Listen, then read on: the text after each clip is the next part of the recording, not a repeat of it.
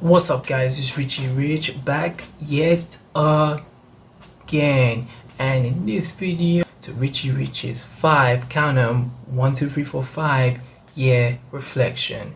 Be sure to check this out.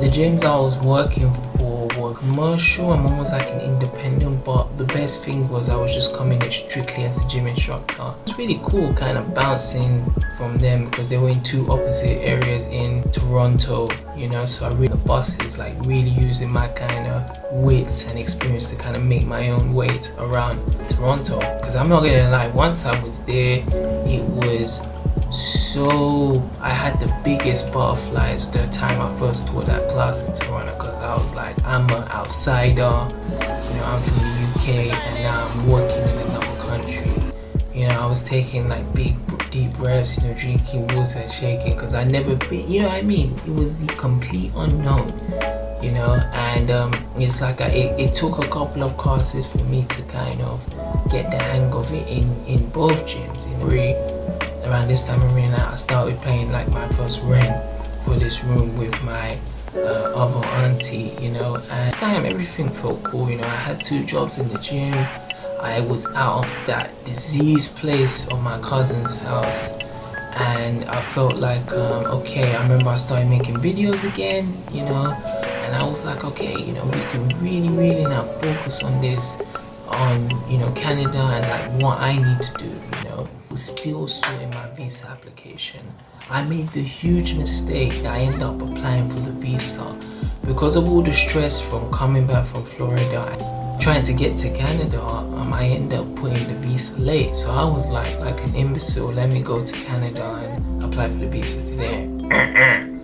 You're not allowed to do that, you know, and I found that way too later. So they held my money, my sweet money that I was working, getting in the morning, teaching classes, sometimes teaching classes back to back, also cleaning and keep doing gym maintenance. They kept that money, you know. So everything was calm at the start of February. I was teaching classes, I was able to pay my rent.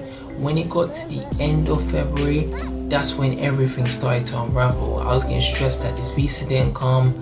The money that I'd saved from UK to get to Canada was starting to decrease. A lot of tension where I was staying, you know, because if I was just by myself, I'm pretty sure I would have been able to figure something out. But when you're dealing with, like, again, a toxic family member, they sometimes want to kind of be like, especially because they've been there forever, they sometimes feel like, you know, I know better than you because I'm older than you. You know, you came here like maybe 40 or something years ago, you know. It's just not, you've never been in stressful situations like I have, you know what I mean. So it's like I had to check her, you know. And it's like when you check some of these people in charge, especially in that West African Sierra Leone community, they take that as offense. But this was a typical day. I used to teach classes at the first gym I told you about, the independent one. I would go to immigrations to give my fingerprint so they could have my details on their system. And then in the evening, I would go to my other gym to teach a class back to back from maybe 4 to 9. As a man, it's like a duty for you to kind of sort everything out. But you don't want to come in and have to explain everything to these people who don't give a damn in the first place, you know. So end of February, they end up saying like, well, the visa is not here yet, so we can't pay you and we can't even keep you on, even if we were to say you volunteer. So I end up losing the job in the gym. I end up losing my job at the other gym because the distance was too far. It's like I didn't have enough money to keep commuting back and forth because I moved from my cousin's place to this other region.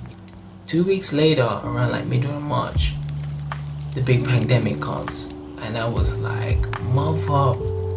I remember I used to go downtown where the Toronto Eaton Centre And sometimes I used to just go there for my free time. I used to go to Indigo and just read books there. You know, I think it was sub closed, and then it was a complete lockdown in Canada. And I remember just having this kind of eerie feeling of like, it's over, you know what I mean? Because I know even losing those 2 jobs in the gym, I could have found a way just to hustle, you know, whether it be just training people outside or, you know, working as a cleaner or, you know, any kind of position. But when they locked down everything, I knew my time in Canada was coming to an end. And it was really messed because the place I was staying, where I was paying rent underneath that auntie, I had to go all the way back to where I started and moved to that deadbeat cousin's house, you know. So I mean, I remember, you know, I spent there a couple of days. I just stayed in, they had a basement where I was staying. You know, rats used to pass, you know, I used to give them high fives, you know what I mean? But they had a basement, and I remember I just sat there, and it's like I didn't even come up. I sat there for about 4 or 5 days. Laptop, I watched a lot of more, not motivational videos, but I watched a lot of like specifically Jordan Peterson, you know. And Peterson did this excellent video about what it means to be a man. Must go through adversity, such as I was going in Canada, and a man must know that he can't really like rely on kind of unreliable people, you know what I mean, because it's a waste of time. A lot of the situation of me like coming in there and having to apply for my visa late was me hanging around, was me kind of being in acquaintance with these toxic family members, you know, because it just so happened, whether it's Canada or America, that part of the world, they knew like I was trying to, you know, make a way to kind of move there full time. They never tried to help me to like put an application. It really paid me off. I stayed in that basement. I watched Jordan Peterson. He talked about the old infant. Don't know when the right time is to kind of stay away from their kind of parents and build up, become their own man, you know. I was in that basement, and I was like about to leave Canada and return back to my homeland. And I was just like, when I come back, I need to completely change. You know, I cannot be RichManZ from 2015. You know, this is why I talked about this 5 years. This person in 2020 needs to be a complete grown masculine when I arrived back. And the only thing that was pretty much open was like temp work, you know, so working as like a cleaner, working as like a painter, a caretaker. Those were the only positions that were on.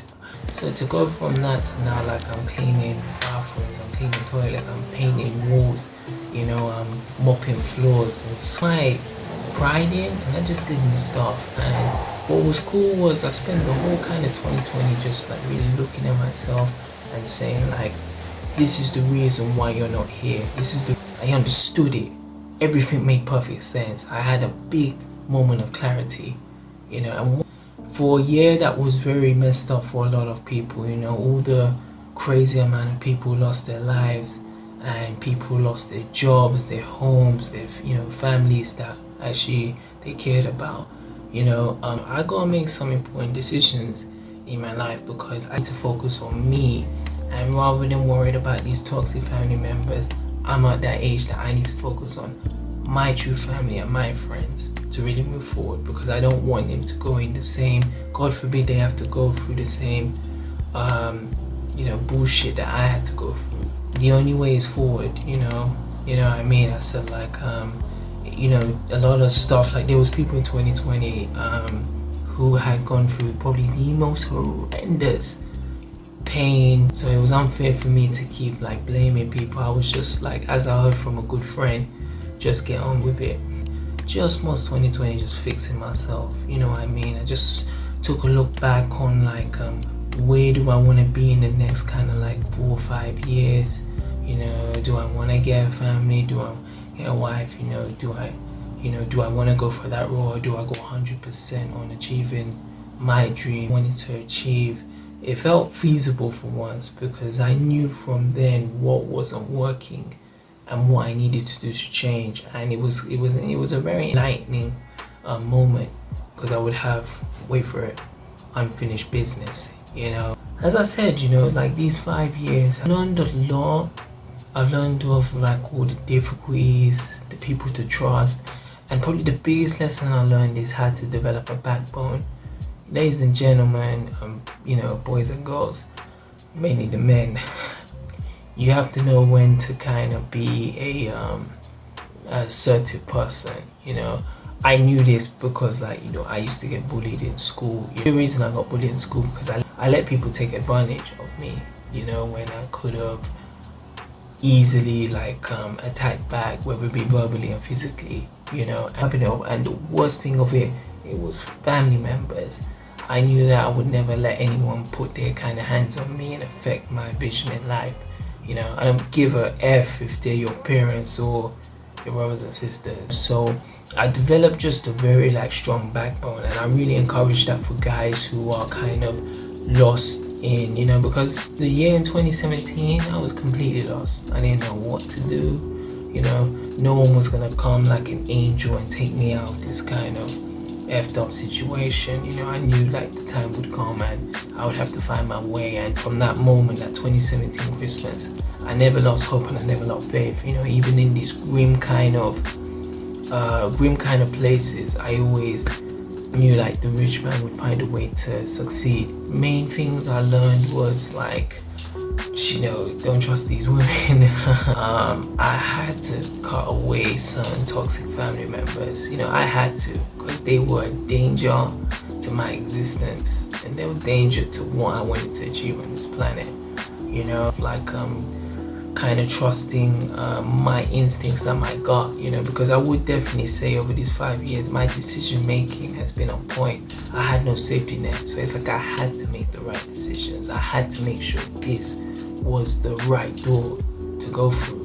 I've had my lows and highs, but the one thing I've had is I've had these nice life experiences that I would like to tell the masses as I'm doing now. Okay guys, as I said, that was my 5-year reflection video. Please, if you got any comments about any of the episodes or certain events that happen, please message me. So me at this stage, I just want to kind of double where I am now, and now the good thing is now, because everyone's outside, everyone's inside and some people have stopped working, I'm gonna take this advantage and put as much great content as I can. But that I'm gonna need a rich team, then some, but that will come, and I assure you, very, very soon. So yes guys and girls, thank you very much for tuning in to this video.